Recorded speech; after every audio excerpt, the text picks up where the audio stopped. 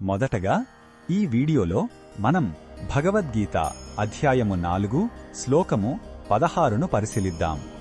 కర్మ అకర్మ అనే విషయంలో మేధావులు కూడా ఎలా గందరగోళపడతారో శ్రీకృష్ణుడు ఇక్కడ వివరిస్తున్నాడు.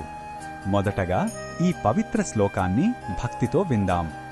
కిం కర్మ కిమకర్మేతి కవయోప్యత్ర మోహితాః తత్తే కర్మ ప్రవక్ష్యామి యజ్ఞాత్వా మోక్షసే శుభాత్.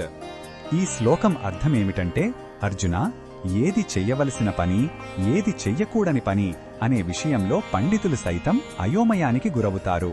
కాబట్టి ఆ కర్మ యొక్క నిజమైన రహస్యాన్ని నీకు నేను బోధిస్తాను. దానిని తెలుసుకుంటే నువ్వు సంసారబంధమనే అశుభం నుండి విముక్తి పొందుతావు అని శ్రీకృష్ణుడు చెబుతున్నాడు.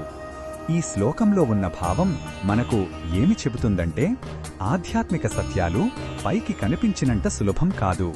ఒక పని యొక్క ఫలితం దాని బాహ్యస్వరూపం మీద కాకుండా దాని వెనక ఉన్న చైతన్యం మీద ఆధారపడి ఉంటుంది. ఈ సూక్ష్మమైన జ్ఞానాన్ని పొందడానికి భగవంతుని కృప అవసరం.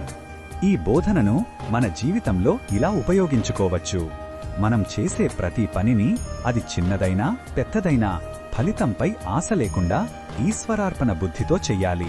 మనసును నిస్వార్థంగా ఉంచుకొని మన విధులను నిర్వర్తిస్తే ఏ కర్మ మనల్ని బంధించదు. అదే నిజమైన స్వేచ్ఛకు మార్గం. మరిన్ని భగవద్గీత శ్లోకాల అర్థాన్ని తెలుసుకోవాలంటే మా తదుపరి వీడియోలను తప్పకుండా చూడండి.